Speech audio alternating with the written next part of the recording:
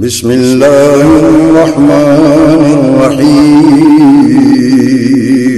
شروع اللہ کے نام سے جو بڑا مہربان نہایت رحم والا ہے۔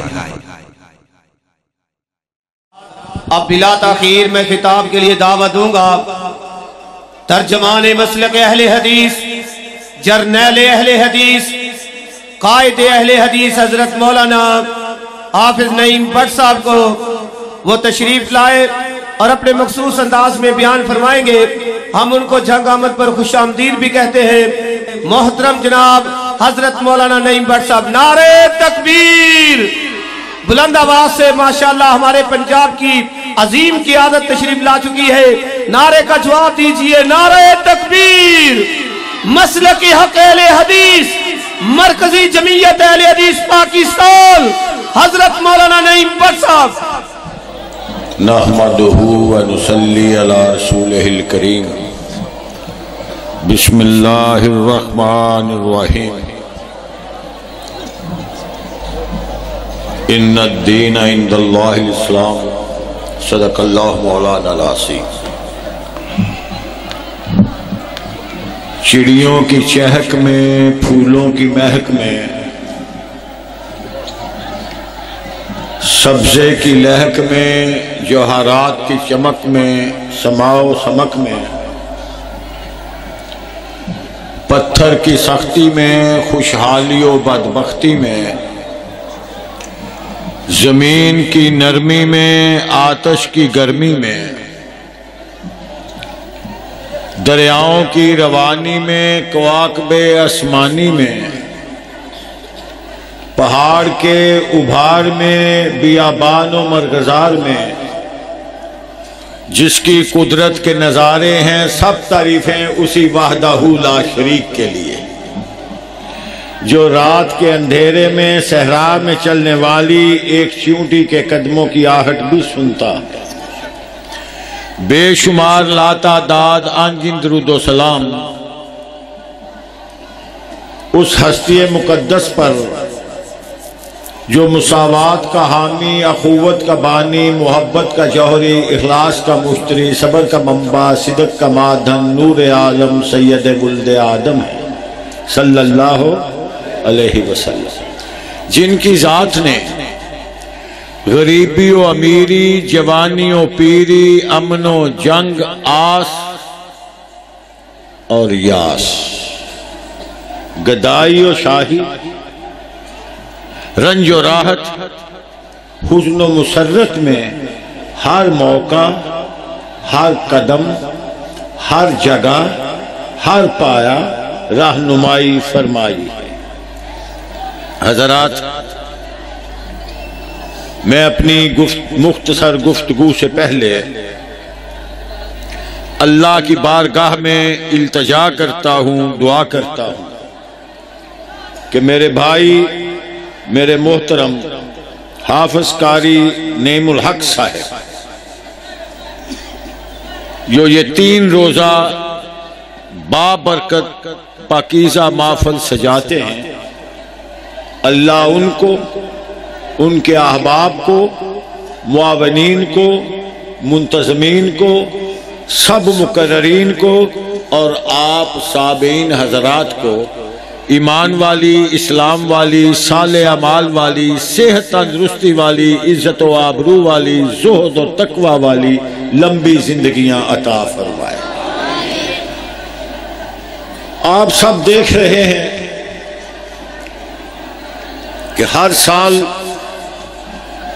حاضری ہوتی رہی، پچھلے سال اسی پرابلم کی وجہ سے غیر حاضر رہا۔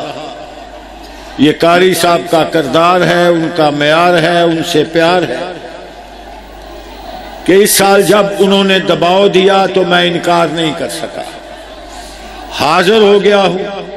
چند منٹ گفتگو ہوگی، آپ تو ماشاءاللہ با توجہ سن رہے ہیں۔ ماؤں، بہنوں، بیٹیوں کی خدمت میں گزارش ہے کہ وہ بھی اگر گھر سے کچھ لینے آئی ہیں تو دامن بھر کے جائیں، صرف باتیں کر کے نہ چلی جائیں، تو خاموشی اختیار کریں۔ میں ایک واقعہ بیان کر کے بات کو آگے لے جانا چاہوں گا. ہر شخص بالخصوص میرے نوجوان بیٹے لڑکپن کی عمر کے جوانی کی عمر کے توجہ کرنا. لمبا سفر تھا. باپ بیٹا گاڑی پہ سوار تھے. بیٹا ڈرائیونگ کر رہا تھا. باپ فرنٹ سیٹ پہ بیٹھا تھا. راستے میں آندھی آئی, طوفان بڑھا, باد و باران آیا, موسلا دھار بارش شروع ہو گئی. باپ بیٹے کی طرف دیکھتا ہے.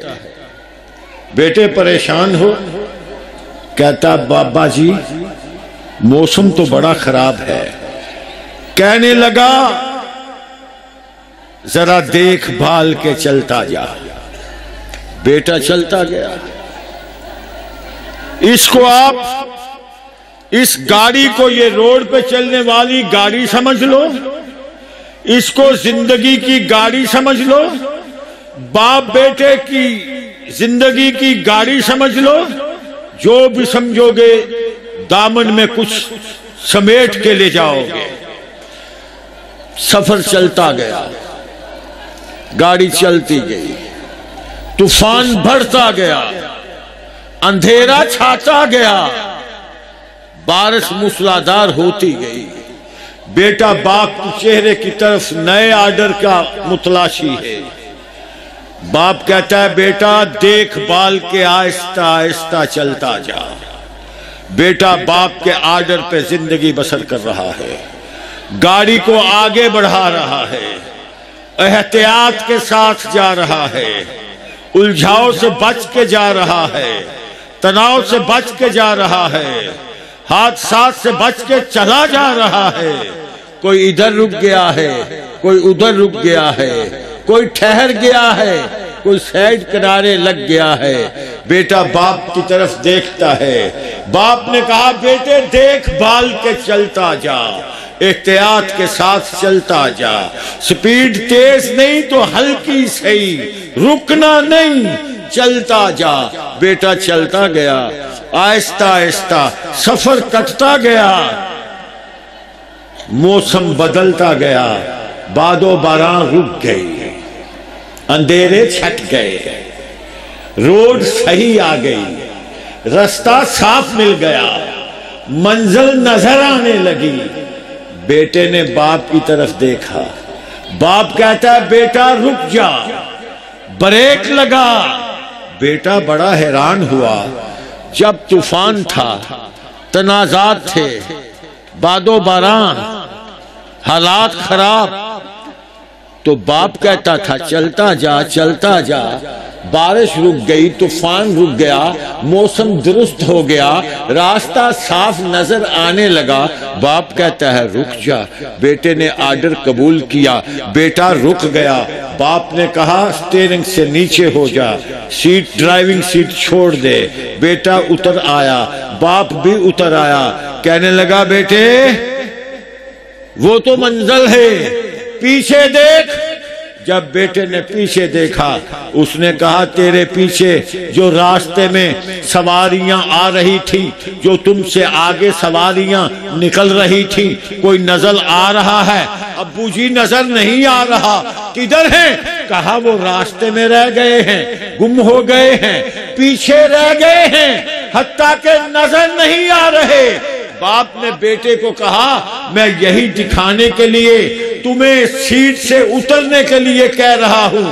حالات جیسے بھی ہوں, واقعات جیسے بھی ہوں, موسم جیسا بھی ہو, علاقہ جیسا بھی ہو, حوادث جیسے بھی ہو, مشکلات جیسی بھی ہوں, مصائب جیسے بھی ہوں, جو میرے بھائی قاری نعیم الحق کی طرح سفر کرتا جائے گا, چلتا جائے گا, منزل کی طرف بڑھتا جائے گا, وہ منزل پہ پہنچ جائے گا.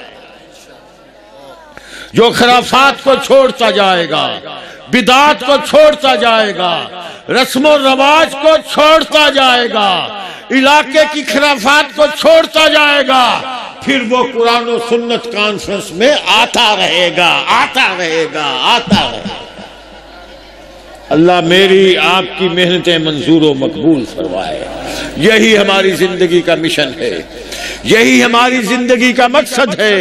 ہمیں راستہ بتا کے بھیجا گیا کہ اسلام تمہارے لیے، دین اسلام قبول کیا گیا ہے، مقبول کیا گیا ہے، پسند کیا گیا ہے، جس کا علم اہل حدیث کو تمہارے ہاتھ میں دیا گیا ہے۔ اب حالات جیسے بھی ہوں، حکومت جیسی بھی ہو، سیاستدان جیسے بھی ہوں، تفرقہ باز لوگ جیسا بھی طریقہ اختیار کریں، تیرا ایک ہی کام ہے، دائیں بائیں نہیں دیکھے گا، اپنی منزل کی طرف رواں دواں رہے گا، رواں دواں رہے گا۔ او یارو، بہترین پودے، بہترین نسل، بہترین فروٹ، اس کی پنیری، اس کے پودے، اس کی کلمیں آپ لگا دیں، موتیے کی کلمیں، گلاب کی کلمیں، اسے پانی نہ دیں، اس کی گوڈی نہ کریں، اس کی حفاظت نہ کریں، اس کو سنبھال کے نہ رکھیں، نہ فصل ملے گا، نہ پھل ملے گا، نہ پھول ملے گا۔ یہ جو نسل آج اس جامعہ میں بیٹھی ہے، آپ ذمہ داری سے انہیں ایمان کا پانی دیں، صالح اعمال کا پانی دیں، اخلاق کا پانی دیں، اخلاص کا پانی دیں۔ کوئی پھول آپ کو خطیب نظر آئے گا، کوئی ادیب نظر آئے گا، کوئی شیخ الحدیث نظر آئے گا، کوئی محدث نظر آئے گا، آپ کو ان میں رنگ برنگی خوشبوئیں نظر آئیں گی، رنگ برنگ نظر آئیں گے۔ اس پہ توجہ کیجیے۔ یہی کتاب و سنت کانفرنس ہے، یہی کتاب و سنت کی رہنمائی ہے، یہی ہمیں بتایا گیا۔ آج حالات دیکھیے، موسم دیکھیے، حالات دیکھیے، شور بپا ہے، ملک میں شور بپا۔ یہاں قاری صاحب کتاب و سنت، قرآن و سنت کانفرنس کر رہے ہیں۔ کل ہم نے گجرانوالہ میں ختم نبوت اہل حدیث کانفرنس کی ہے، شیخو پورہ میں دعوت اہل حدیث کانفرنس کی ہے، لاہور میں کی ہے، سیالکوٹ میں کی ہے، اٹک میں ڈوینل کی ہے۔ اب 26 فروری کو ڈیرہ غازی خاں میں بھی ڈوینل ختم نبوت اہل حدیث کانفرنس انشاءاللہ ہوگی، جس میں آپ شریک ہوں گے۔ یہ ہم نے حالات، وقت کے تیور دیکھ کر اپنی سپیڈ کو بڑھایا ہے۔ آج لچے لفنگے تو درکنار، سیاستدان حتیٰ کہ حکمران تک یہ کہہ رہے ہیں کہ سب مخلوق خدا کی ہے، مگر یہ کیا معاملہ ہوا کہ جس کا ختم نبوت پہ ایمان نہیں وہ صاحب ایمان نہیں۔ جو ایمان کا حصہ ہے، ایمان کی بنیاد ہے، اس کو مشکوک کیا جا رہا ہے، ایمان کی بنیاد کو مشکوک کیا جا رہا ہے۔ توجہ میری طرف رہے۔ جماعت کے محقق شیخ الحدیث حضرت مولانا ارشاد الحق عصری صاحب تشریف لا چکے۔ میں اپنی بات کو یہیں سمیٹنا چاہوں گا۔ اتنے بڑے بزرگوں کے ہوتے ہوئے میں وقت کو ضائع نہیں کرنا چاہتا۔ اللہ سے دعا ہے کہ اللہ کریم انہیں صحت کاملہ عاجلہ عطا فرمائے اور وہ آپ سے ہم کلام ہو، آپ ان کی نصیحتوں پہ عمل کر کے جنت کے راہی ہیں۔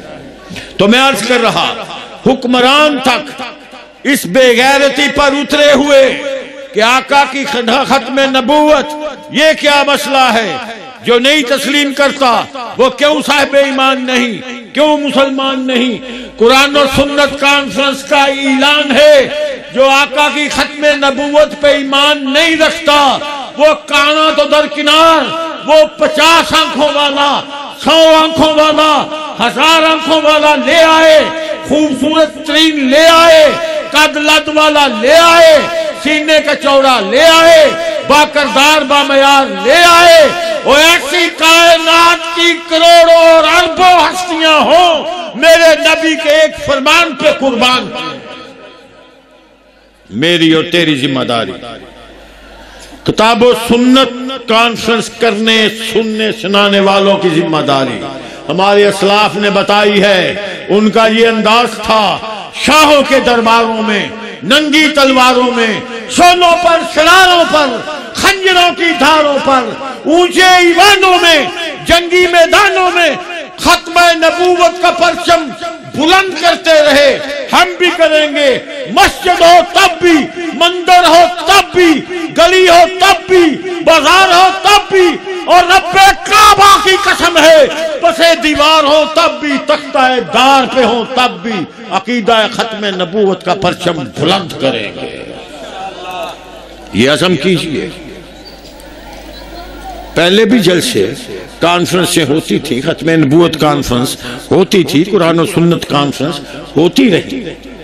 اب ہمیں کیا حیضہ ہو گیا ہے؟ کیوں ایک دن میں ایک شہر میں دو تین کانفرنسیں ہو رہی ہیں؟ کیوں ہر پلیٹ فارم پہ یہ باتیں ہو رہی ہیں؟ کچھ باتیں ایسی بھی ہیں جو میری زبان پہ آ رہی ہیں. یہ سمجھتا ہوں کہ یہاں ہر آدمی شاید ان باتوں سے اتفاق نہ کرے، شاید اس کی سمجھ میں نہ آئے. حضرات، ویسے میں پوری دلیری سے کہنا چاہتا ہوں، ہمارے بڑے ذمہ دار ادارے، برسر اقتدار حکمران، یہ بھی قرآن و سنت سے بیگانے ہیں، لادینیت میں پھنسے ہوئے ہیں، یا دولت کے لالچ میں جھکے اور دبے ہوئے ہیں، بلکہ پسے ہوئے ہیں. وہ بھی اس صحیح عقیدے کے ساتھ مخلص نہیں ہیں اور پوری ذمہ داری اور پلاننگ کے ساتھ دین اسلام کے سپاہیوں کو مفلوج کرنا چاہتے ہیں، دین سے مفرور کرنا چاہتے ہیں، جس کا ہم عزم کر چکے ہیں.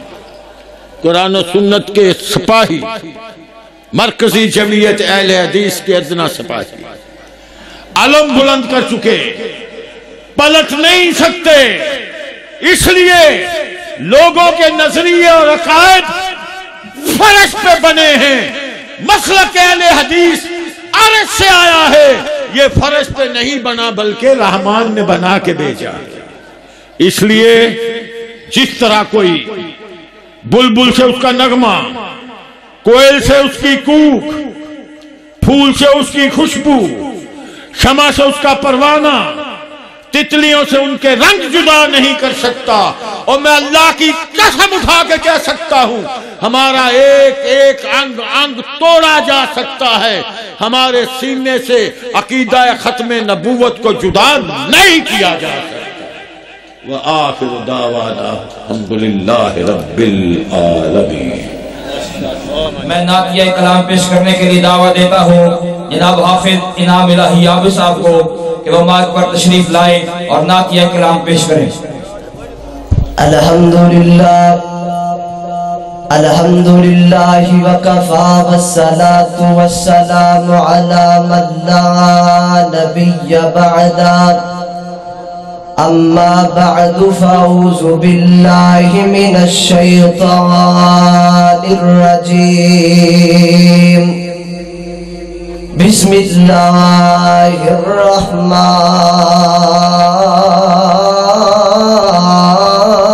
الرحیم. ولكن اللہ حبب الیکم الایمان وزینہ فی قلوبکم. رے رات دا جاگنا بڑا اوکھا، نہیں جاگدا کوئی بیکار راتی. ایک جاگدا چور جو سنے ہوتے تے دوجا جاگدا سخت بیمار راتی.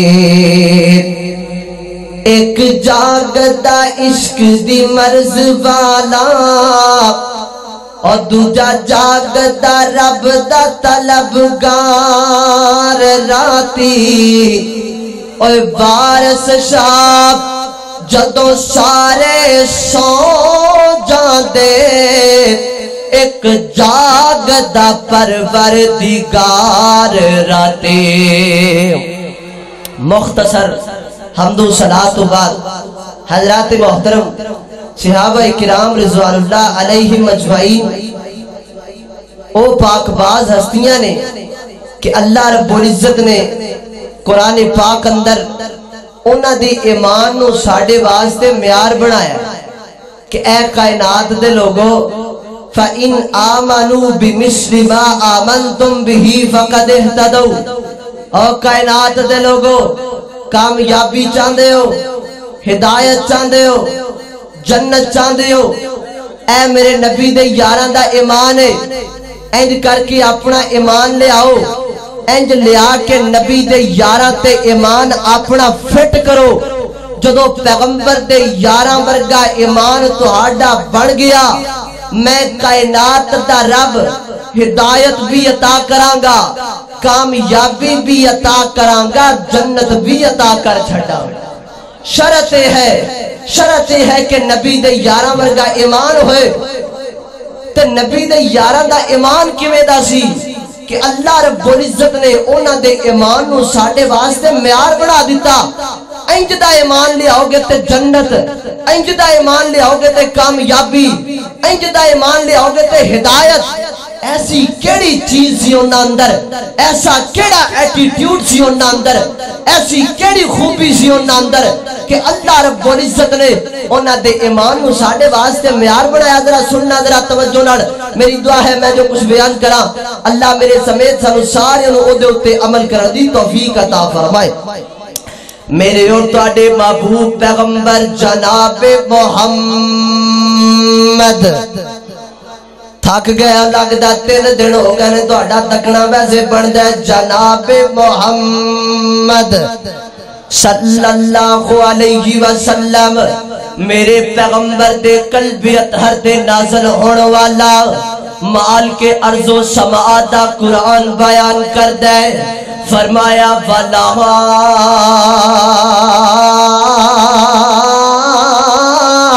کِنَّ اللَّهَ حَبَّبَ إِلَيْكُمُ الْإِيمَانَ وَزَيَّنَهُ فِي قُلُوبِكُمْ فرمایا کائنات دے لوگوں اگر میں دنیا کائنات دے لوگاں دے دلاں دے اندر ایمان واسطے جگہ پسند کیتی تے پیغمبر دے یاراں دا دل پسند کیتا اپنے نبی دے صحابہ دا دل پسند کیتا ایمان واسطے اللہ جی اسی پوچھنا چاہنے جدو تسی نبی دے یاراں دے دلاں دے وچ ایمان رکھیا تے ایمان دا رزلٹ کی نکلیا نتیجہ کی نکلیا اللہ فرماندے نے وَزَيَّنَهُ فِي قُلُوبِكُمْ فرمایا کائنات دے لوگوں جدو میں نبی دے یاراں دے دلاں دے وچ ایمان رکھیا تے ایمان بھی سونا لگن لگ پیا تے دل بھی سونے لگن لگ پے دل بھی پھب گیا نبی دے یاراں دا ایمان بھی پھب گیا نبی دے یاراں دا دل بھی سونا لگن لگ پیا اللہ کو اکبر اللہ قدرات محترم پھر میں محبت دا جملہ توانو سنائی دے بابا میرے چاچو جان کاری محمد خالد مجاہد حافظ اللہ بڑے پیارے انداز اندر پڑھیا کر دینے شقابت ایمان اللہ نو پسند آیا شقابت ایمان اللہ نو پسند آیا اور جنتی ہاری یار مدینے والے دا جنتی ہاری یار مدینے والے دا بن جاتا بیدار مدینے والے دا اللہ کو اکبر اللہ قدرات محترم ذرا توجہ کرنا غور کر دے جانا نبی دے یاراں دا ایمان کائنات دے رب نو چنگا ہی بڑا لگا نبی دے یاراں دا ایمان کائنات دے رب نو پسند ہی بڑھایا تا کائنات دے رب نے میرے تیرے واسطے واسطے معیار بنا دیتا اے کائنات دے لوگو فَإِنَ آمَنُوا بِمِثْلِ مَا آمَنْتُمْ بِهِ فَقَدِ اهْتَدَوْا فرمایا کائنات دے لوگو انج دا ایمان لے کے آؤ گے تے میں ہدایت عطا کراں گا انج دا ایمان لے آؤ گے تے میں کامیابیاں عطا کراں گا حضرات محترم کامیابی چاہندے ہو ہدایت چاہندے ہو آؤ نبی دے یاراں ورگا ایمان لے آؤ انج نبی دے یاراں ورگا ایمان جدوں میں تے تو لے آئے